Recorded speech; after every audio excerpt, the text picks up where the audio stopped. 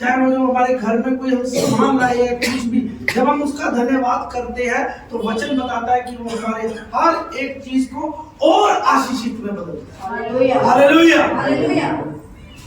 केवल जब हम उसका थैंक्स करते हैं, जब हम उसका धन्यवाद करते हैं, जब हम उसकी तारीफ करते हैं, जब हम उसकी प्रशंसा, तो परमेश्वर उन बंधनों को खोलता है, उन बंधनों को तोड़कर और उन आशीषों के बंधनों को हमारे लिए खोल देता है। Hallelujah, hallelujah. वो शैतानी बंधनों को तोड़ देता है और अपने आशीष के जुओं में हमें दे देता है। हालेलुया, क्योंकि वचन बताता है उसका जुआ सहज है, सरल है। हम पढ़ते हैं ना, मत्ती में लिखा गया है कि परमेश्वर वहां पे लिख रहा है, मरकुस में लिखा हुआ है, वो कहता है बहुत से दबे हुए लोगों मेरे पास आओ, मैं तुम्हें विश्राम, मतलब शांति दूंगा, चाहे तुम कैसे भी हो मैं तुम्हें शांति दूंगा। कहते हैं अपना जुआ मेरे को दे दो और मेरा जुआ ले लो। वो थैंक्स, वो धन्यवाद जब हम उसका करते हैं, जब हम करेंगे तो वो हमारे हर एक हमारे दिमाग के अंदर वो एक डरावना सा खाब बन गया कि ये कैसे होएगा। पर उस जो दिमाग के अंदर हमारे बैठ गया कि ये काम कैसे होएगा, जो हमें डरा रहा है, वो जब होएगा जब हम अपने दिल से उसका थैंक्स करेंगे। उसमें कड़वाहट नहीं होगी, उसमें किसी के प्रति लालच नहीं होएगा, किसी के प्रति कुछ नहीं, वो केवल निस्वार्थ, उसके अंदर कुछ नहीं होएगा और वो थैंक्स करेगा। तो परमेश्वर कहता है मैं वो अपना जुआ दे दूं। हालेलुया, क्योंकि इसने, इस भाई ने, इस बहन ने मेरा क्या करा, धन्यवाद किया।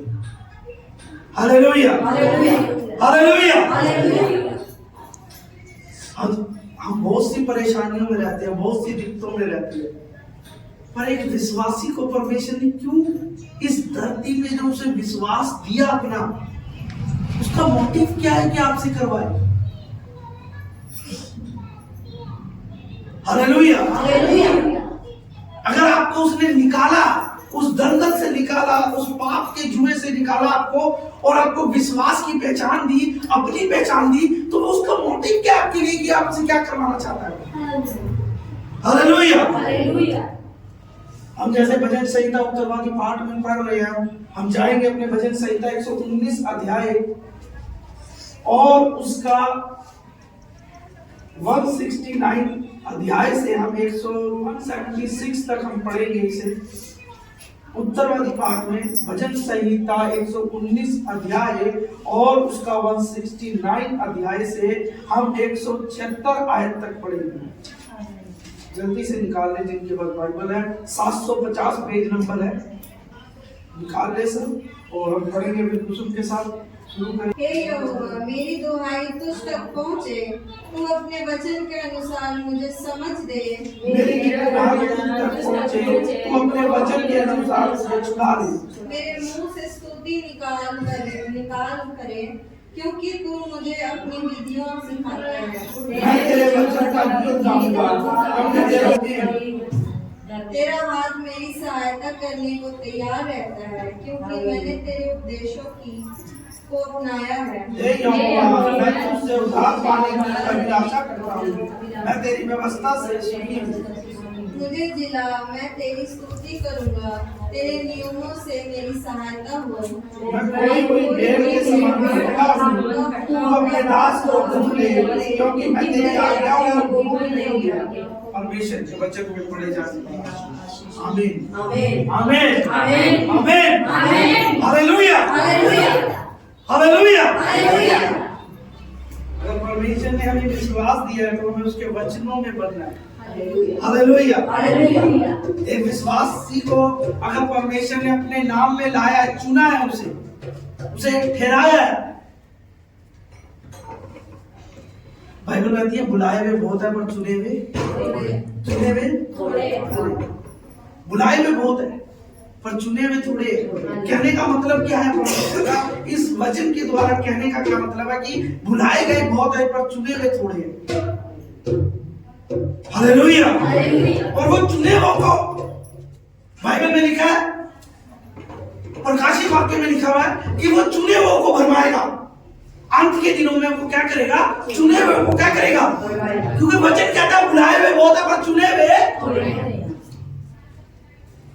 आपकी नजर में मैं हो सकता हूँ चुना हुआ, पर क्या मैं परमेश्वर की नजर में चुना हुआ? क्योंकि चुना किसने है? और वो चुना हुआ किस तरीके से बनेगा? कि वो बनेगा उसके राज्य में प्रवेश करेगा। क्योंकि यहाँ पे लिखा गया है, कहता है तेरे वचन का गीत गाऊंगा क्योंकि तेरी सब आज्ञाएं धर्म है। Hallelujah hallelujah hallelujah. अगर हम देखें 71 आयत तो लिखा है 171, मेरे मुंह से स्तुति निकला करे क्योंकि तू मुझे अपनी विधियां सिखाता है।